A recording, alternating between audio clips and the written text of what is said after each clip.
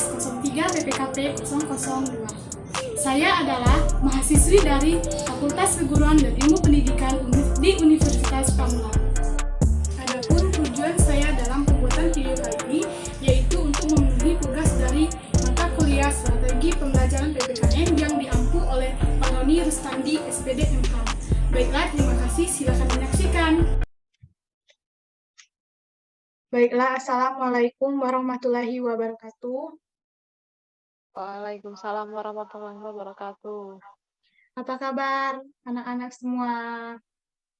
Baik, Bu. Sehat-sehat ya. Sama Ibu juga baik-baik, sehat-sehat. Walaupun masih di masa pandemi ini ya, kita harus terus menjaga kesehatan kita. Nah, selamat bertemu lagi di mata pelajaran Ibu, yaitu mata pelajaran PPKN.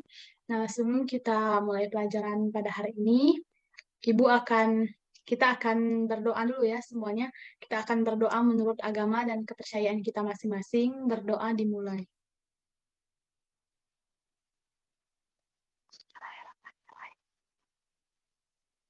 Amin. Nah, baiklah. Apakah di kelas kalian hari ini ada yang tidak hadir? Hadir semua, Bu.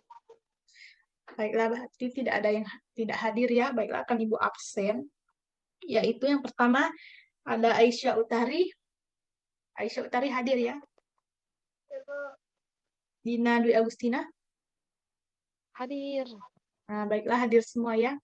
Adapun materi kita pada hari ini yaitu kita akan membahas tentang kasus-kasus pelanggaran hak asasi manusia dalam perspektif Pancasila. Nah, sebelumnya apakah ada yang tahu apa itu hak asasi manusia? Saya, Bu. Silakan, Dina Dwi Hak Agustina. asasi manusia itu menurut saya hak yang melekat pada diri manusia yang harus dihormati oleh sesama dan dihargai, tidak boleh dibantah.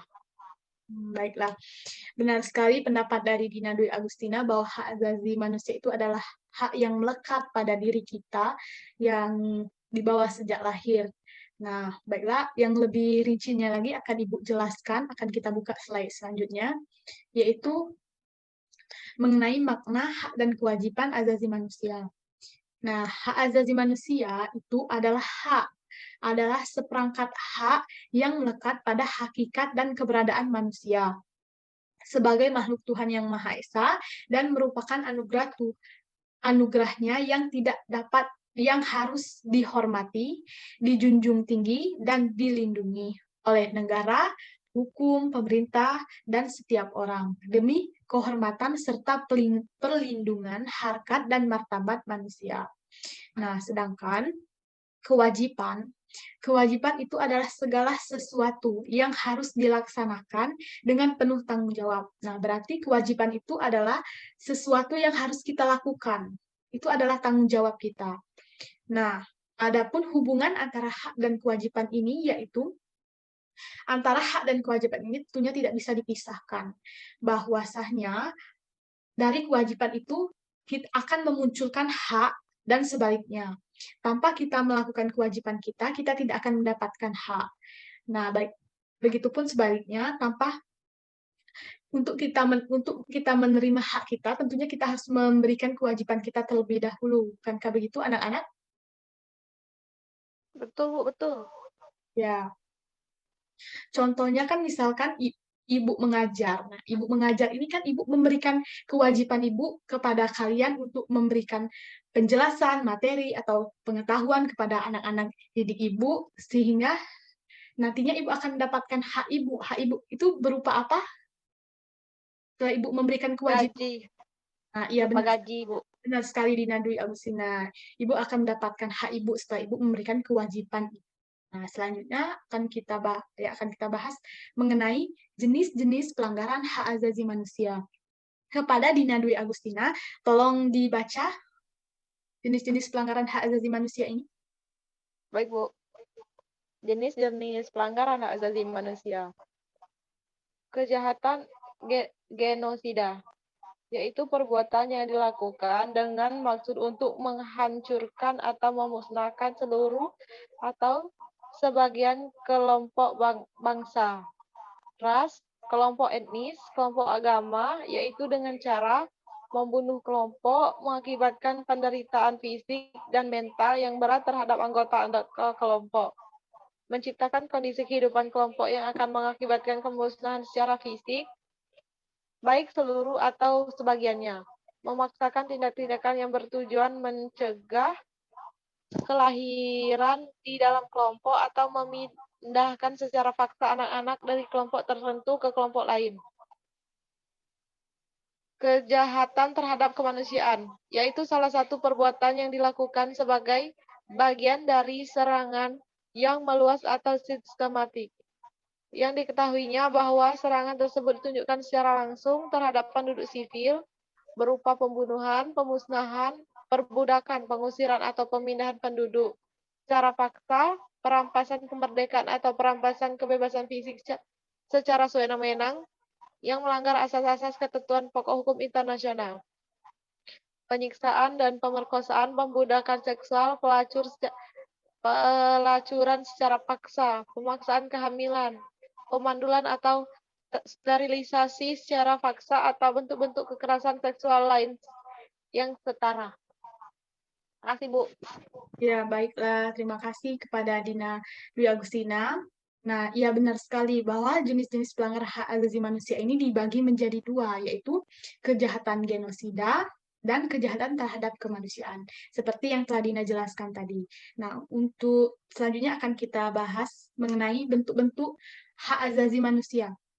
Nah, bentuk-bentuk hak asasi manusia ini dibagi menjadi dua, yaitu diskriminasi dan penyiksaan. Diskriminasi sendiri adalah suatu pembatasan atau pelecehan atau pengucilan yang langsung maupun tidak langsung didasarkan pada pembedaan manusia atas dasar agama, suku, ras, etnis, kelompok, golongan, jenis kelamin, bahasa, keyakinan, dan politik yang berkaitan pengurangan, penyimpangan, atau penghapusan hak asasi manusia dan keberadaan dasar dalam kehidupan, baik secara individual maupun kolektif dalam semua aspek kehidupan. Nah, yang kedua adalah penyiksaan. Penyiksaan ini adalah suatu perbuatan yang dilakukan dengan sengaja sehingga menimbulkan rasa sakit atau penderitaan baik jasmani maupun rohani. Nah, selanjutnya adalah faktor-faktor pelanggaran hak asasi manusia. Aisyah Utari, boleh dijelaskan faktor-faktor penyebab pelanggaran hak asasi manusia ini? Aisyah Utari, apakah kamu mendengar Ibu?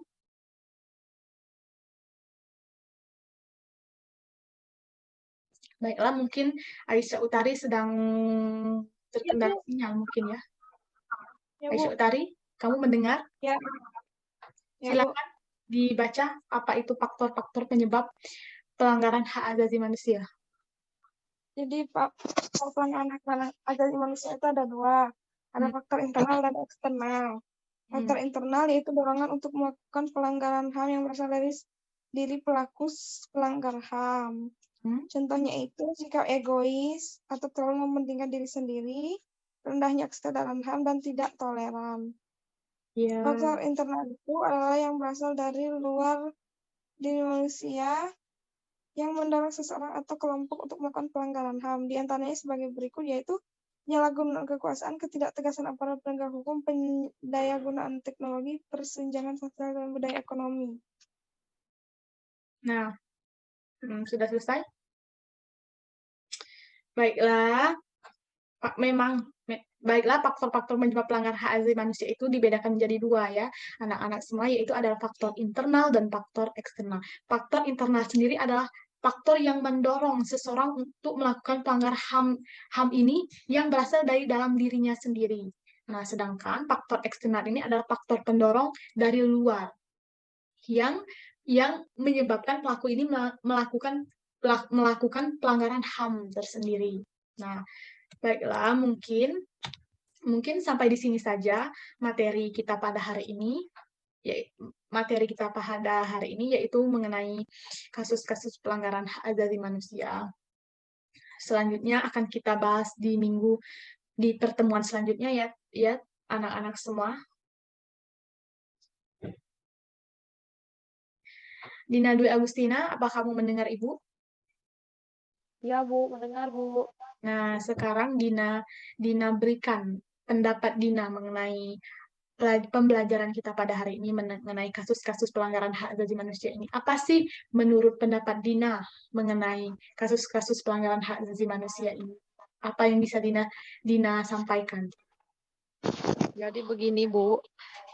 HAM itu adalah hak yang melekat pada diri kita Ya, sejak lahir, tidak dapat diganggu-gugat dan harus dijaga baik oleh masyarakat, pemerintah, dan semua. ya Nah, benar. sebelum mendapatkan hak, kita harus melakukan kewajiban terlebih dahulu. Ya, Jadi hak dan kewajiban itu berhubungan, Bu. Antara hak dan kewajiban. Untuk ya mendapatkan hak, kita harus melakukan kewajiban terlebih dahulu. benar. Ya, Bu, begitulah. Ya, baiklah. Terima kasih ya Dina Dwi Agustina atas pendapat Dina mengenai pembelajaran kita pada hari ini. Ya, mungkin pembelajaran kita pada hari ini Ibu cukupkan sampai di sini karena mengingat sudah melihat waktu ya anak-anak semua. Nah, selanjutnya untuk materi selanjutnya akan kita bahas di pertemuan selanjutnya. Baiklah, Ibu akhiri pertemuan kita pada hari ini yaitu dengan mengucapkan lapas Alhamdulillah. Ibu akhiri, wassalamualaikum warahmatullahi wabarakatuh. Terima kasih anak-anak semua. Waalaikumsalam warahmatullahi wabarakatuh, Bu. Makasih, Bu. Ya.